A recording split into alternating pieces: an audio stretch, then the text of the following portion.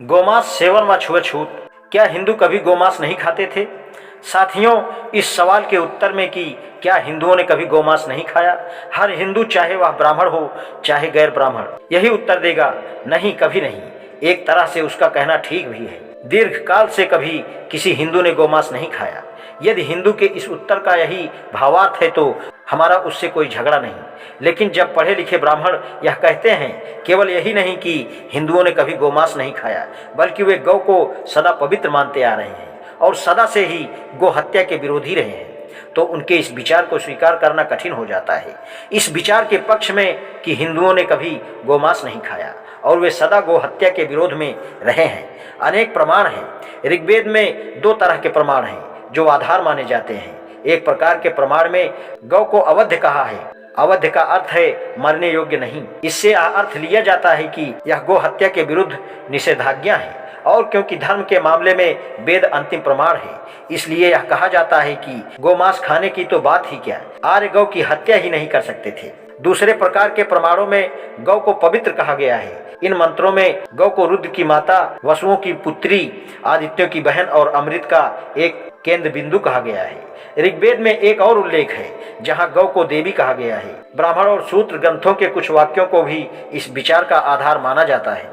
शतपथ ब्राह्मण में दो स्थल ऐसे हैं जिनका गो हत्या और गो मांसाहार से संबंध है। इस प्रकार है, वह तब से उसे मंडप में प्रविष्ट करता है, उसे गौ या बैल का मांस नहीं खाना चाहिए, क्योंकि निस्संदेह गौ और बैल पृथ्वी पर जितनी चीजें हैं उन सब का आधार है। देवताओं ने कहा है, निश्चय से गौ बल हर वस्तु का आधार है। आओ हम दूसरी पशु योनियों की जो शक्ति है वह गौ और बैल को ही दे दें। इसलिए गौ और बैल सबसे अधिक खाते हैं।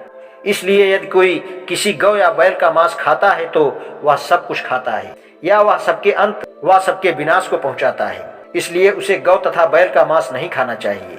मंत्र संख्या 1, 2, 3 तथा 6 में एक और स्थल है जहां नैतिक आधार पर पशु बलि का निषेध किया गया है।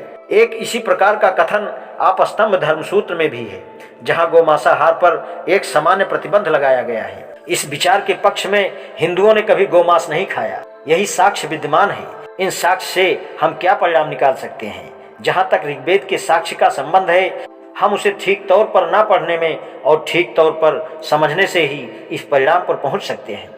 ऋग्वेद में दो के लिए जो अघन्य विशेषण आया है उसका अर्थ वही है कि चूंकि गौ दूध देती है इसलिए वह हमारे जाने के अयोग्य है। हाँ, यह बात तो सत्य है कि ऋग्वेद के समय में गौ के लिए आदर था। ऐसी आदर और पूजा की भावना की आशा हिंदी आर्यों को उसे भोजन के लिए मारने से नहीं रोकता था। वास्तव में गौ पवित्र मानी जाने के कारण भी उसकी हत्या होती थी। श्री काड़े का कहना है, ऐसा नहीं था कि वैदिक समय में गौ पवित्र नहीं थी, उसकी पवित्रता के ही कारण वात्स्यनेही संहिता में यह व्यवस्था दी गई है कि गौमांस खाना चाहिए। ऋग्वेद कालीन आर्य भोजन के लिए गौ हत्या करते थे और गौमांस खाते थे। यह ऋग्वेद से ही एकदम स्पष्ट है। ऋग्वेद में इंद्र का ही कथन है, वे एक के लिए 15-20 बैल पकाते हैं। ऋग्वेद का ही कथन है कि अग्नि देवता के लिए घोड़ों, वृषभों, बैलों, बाज गौओं तथा भेड़ों की बलि दी जाती थी। ऋग्वेद से यह भी स्पष्ट होता है कि गौ को एक खंड या कुल्हाड़ी से मारा जाता था।